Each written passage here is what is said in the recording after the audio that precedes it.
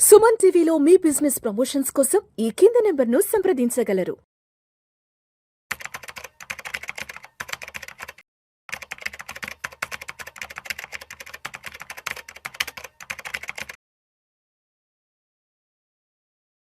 Sir నమస్తే sir, Ramachandramurthy గారు. నమస్తే విష్ణు గారు. Welcome to Vishnu talks and welcome to Suman TV. Thank you sir. Ramachandramurthy గారు, ఈ వీడియోలో కాస్త డీటెయిల్గా బంగారు వెండి ధరల గురించి కొంచెం డీటెయిల్గా మాట్లాడుకుందాం సార్. రామచంద్రమూర్తి గారు, ఇప్పుడు యుద్ధానికి సంబంధించిన వార్తలు వచ్చినప్పుడు స్టాక్ మార్కెట్స్ అనేవి ఆబ్వియస్గా కొలాప్స్ అవుతుంటాయి. స్టాక్ మార్కెట్లు అనేవి విపరీతమైన నష్టాలకు గురి అవుతుంటాయి. సో స్టాక్ మార్కెట్లు నష్టాలకు గురి అవుతుంటాయి కాబట్టి ఈ స్టాక్ మార్కెట్స్లో ఉన్న డబ్బంతా తీసుకెళ్ళి గోల్డ్ సిల్వర్లో ఇన్వెస్ట్ చేస్తుంటారు. సో గోల్డ్ సిల్వర్లో ఇన్వెస్ట్ చేశాక ఆబ్వియస్గా గోల్డ్ సిల్వర్ ప్రైసెస్ పెరుగుతాయి. ఇదంతా కూడా మనందరికీ తెలిసిన సినారియో, మనందరం చూస్తున్న సినారియో, మనందరికీ అర్థమైన సినారియో ఎప్పటి నుంచో. బట్ ఇప్పుడు ఎందుకో కంప్లీట్గా సీన్ రివర్స్ అయిపోయింది. ఒకవైపు విపరీతమైన యుద్ధాలు జరుగుతున్నాయి, ఎంతో ప్రాణ నష్టం జరుగుతుంది, ఎంతో ఆస్తి నష్టం జరుగుతుంది. దీని ఫలితంగా మార్కెట్లు కూడా విపరీతంగా కొలాప్స్ అవుతున్నాయి. ఆల్మోస్ట్ 10% వరకు మార్కెట్లు కొలాప్స్ అయ్యాయి. బట్ అయినా కూడా ఎక్కడా కూడా బంగారం వెండి ధరలు మాత్రం ఎక్కడా రియాక్ట్ అవ్వట్లేదు. అంటే బంగారం ఆల్మోస్ట్ 1,60,000 దగ్గర అక్కడే ట్రేడ్ అవుతుంది. సిల్వర్ చూస్తే ఏమో 2,80,000, 2,70,000 దగ్గర, అంటే పెద్దగా రియాక్ట్ అవ్వలేదు.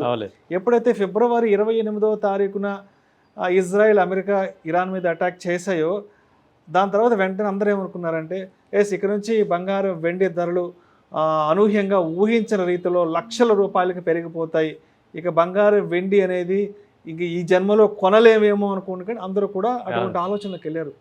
బట్ ఇంత జరుగుతున్నా కూడా, స్టాక్ మార్కెట్స్ ఇంత కొలాప్స్ అవుతున్నా కూడా ఎందుకు బంగారం వెండి అనేది ఎక్కడ రియాక్ట్ అవ్వట్లేదు అసలు? మంచి క్వశ్చన్ అడిగారు సార్. యాక్చువల్గా ఇదే చాలామందికి డౌట్ వచ్చే క్వశ్చన్. ఎందుకంటే జనరల్గా ఎప్పుడు చూసినా గోల్డ్ సిల్వర్, లాస్ట్ టైం కూడా రష్యా ఉక్రెయిన్ వార్ వచ్చినప్పుడు ఆటోమేటిక్గా గోల్డ్ బాగా పెరిగాయి. ఆ తర్వాత మొన్న మధ్య గోల్డ్ సిల్వర్ విపరీతమైన ర్యాలీ వచ్చింది.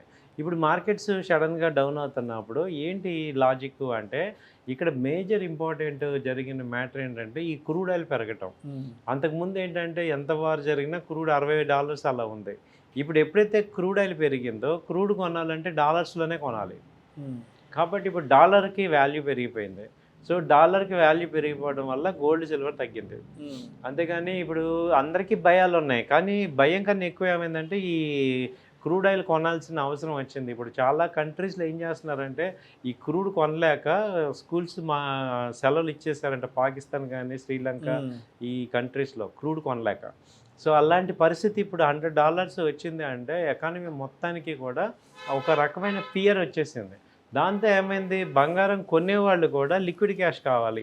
ఇప్పుడు బంగారం ఏంటంటే డెడ్ ఇన్వెస్ట్మెంట్. వన్స్ బై చేసామంటే గోల్డ్ కానీ సిల్వర్ కానీ మళ్ళీ దాన్ని అమ్మాలన్నా కొన్న రేటు రావట్లేదు, ఎందుకంటే హై రేట్కి వెళ్ళిపోయింది. ఇది యాక్చువల్గా ఏంటి, లాస్ట్ టైం ర్యాలీ వచ్చేసింది.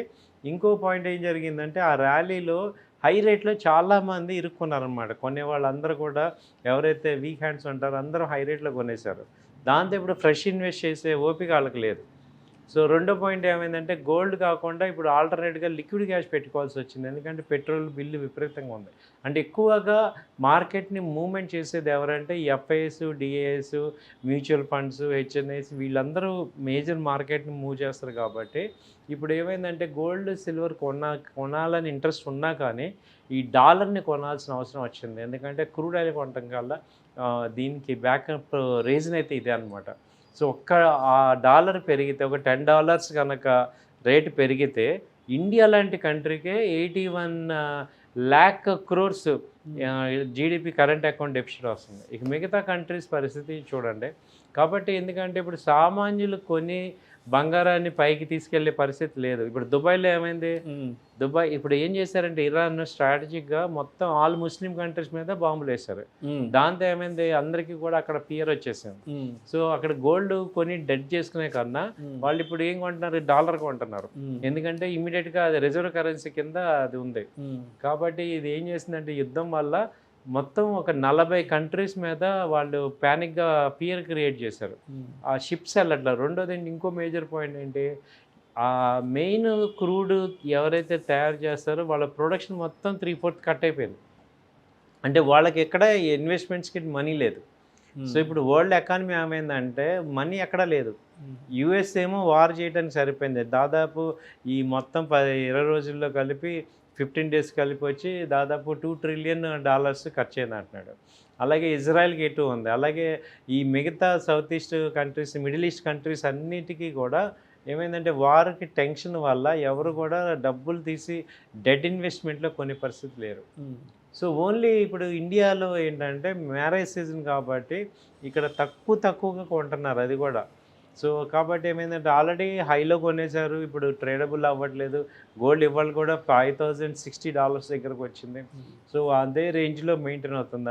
5,200, 300 నుంచి $5,000 మధ్యలోనే. సిల్వర్ అయితే ఇంకా 81 నుంచి 90 మధ్యలో. ఇప్పుడు సిల్వర్కి అంతకుముందు మేము చెప్పాము ఏంటంటే సిల్వర్లో 4-5 రకాలుగా ఇప్పుడు ఉంది అని, ఎలక్ట్రికల్ వెహికల్స్ కానీ, సోలార్ ప్యానెల్స్. ఇప్పుడు ఏమైతే ఆటోమేటిక్గా సేల్స్ అని తగ్గుతున్నాయి. ఎందుకంటే అంత అన్సర్టనిటీ ఉంది కాబట్టి లాస్ట్ 1 మంత్ సేల్స్ లేవు ఎక్కడ కూడా. కాబట్టి ప్రొడక్షన్ ఆగిపోద్ది. సో ఇవంతా సప్లై చైన్ డ్యామేజ్ అయింది కాబట్టి 2-3 హార్ముజల్స్ అందులోనే ఒక 700 షిప్లు ఉన్నాయి. కాబట్టి ఎక్కడ ప్రపంచంలో వ్యాపారం స్తంభించిపోయింది. సప్లై చైన్ మొత్తం డిస్కనెక్ట్ అయిపోయింది. దాంతో ఏమైందంటే అందరూ కూడా ఇప్పుడు లిక్విడ్ క్యాష్ అసెట్ కోసం చూస్తున్నారు. సో గోల్డ్ ఏంటంటే it is not a liquid asset. ఇదేంటంటే మనకి రిజర్వ్ కరెన్సీ లాగా ఇది వర్కౌట్ అవ్వదు. ఇదేంటంటే ఎల్లో మెటల్ అంటాం. అది ఏంటంటే ఇది లాంగ్ టర్మ్లో దాన్ని హోల్డ్ చేస్తుంది కానీ ఈజీగా కన్వర్టబుల్ కాదు. ఇప్పుడున్న పరిస్థితుల్లో ఏమవుతుందంటే సేఫ్ హేవెనే కానీ కన్వర్టబుల్ కాదు ఈజీగా. సో ఓన్లీ రిజర్వ్ కరెన్సీ ఏంటంటే $కి ఇప్పుడు డామినేషన్ వచ్చింది. సో దాంతో ఏమైందంటే గోల్డ్ సిల్వర్ రేట్లు ఆగిపోతుంది. లాస్ట్ ఒక 2-3 నెలల వరకు బంగారం వెండి ధరలు ఏ రేంజ్లో పెరిగాయో చూసాం. మరి అప్పుడు చాలామంది భయపడ్డారు, అయ్యో ఇంకా కొనలేము, సిల్వర్ దగ్గర 4.5 లక్షలకి వెళ్ళిపోయింది, గోల్డ్ 2 లక్షలకి వెళ్ళిపోయిన తులం, ఇక కొనలేమని భయపడి ఆగిపోయిన వాళ్ళు మరి ఇప్పుడున్న ఈ ఫాల్లో అంటే ఇప్పుడు ఏవైతే తగ్గి బంగారం వెండి ధరలు బాగా స్తబ్దులోకి వెళ్ళిపోయాయి కదా, మరి అటువంటి వాళ్ళు ఇప్పుడు కొనడానికి ఆపర్చునిటీ తీసుకోవచ్చు అంటారా? యాక్చువల్గా అయితే ఇది ఫ్రీ అమౌంట్స్ ఉంటే ఆపర్చునిటీ తీసుకోవచ్చు అండి. కాకపోతే ఇప్పుడు మేము ఇంకో కాషన్ కూడా ఇస్తుంది ఏంటంటే ఒక 3 months వరకు లిక్విడ్ క్యాష్ పెట్టుకోండి. ఎందుకంటే ఎకానమీ ఆల్రెడీ హిట్ అయిపోయింది మనకి, అన్ని కంట్రీస్ లాగా మనకు కూడా హిట్ అయింది. ఇప్పుడు ఈ సప్లై చైన్ అంతా యాక్టివేట్ అయ్యి నార్మల్ అవ్వాలంటే మినిమం 6 months పడుతుంది. కొలాప్స్ అవుట్ ఈజీ కానీ రెజ్యూమ్ అవ్వాలంటే 6 నెలలు పడుతుంది, మినిమం 6 months పడుతుంది. ఈలోపు ఏంటంటే గోల్డ్ కొనుక్కున్న గోల్డ్ కానీ గోల్డ్ పీస్ కానీ కొనుక్కున్న అవసరమైతే ప్లెడ్జ్ చేసుకునేటట్టు గోల్డ్కి ఒక అడ్వాంటేజ్ ఉంది కాబట్టి సో ఎక్కువగా దాని మీద ట్రేడ్ చేద్దానే కన్నా ఒక 30% అలా ఇన్వెస్ట్ చేసుకోండి, అంతేగాని ఓవర్గా చేయొద్దు. సో అందుకని ఏంటంటే నేను చెప్పేది కొనుక్కోవచ్చు కానీ ఫ్రీ అమౌంట్ కొనుక్కోండి. Right sir, right sir. Thank you sir, thank you so much. Thank you అండి.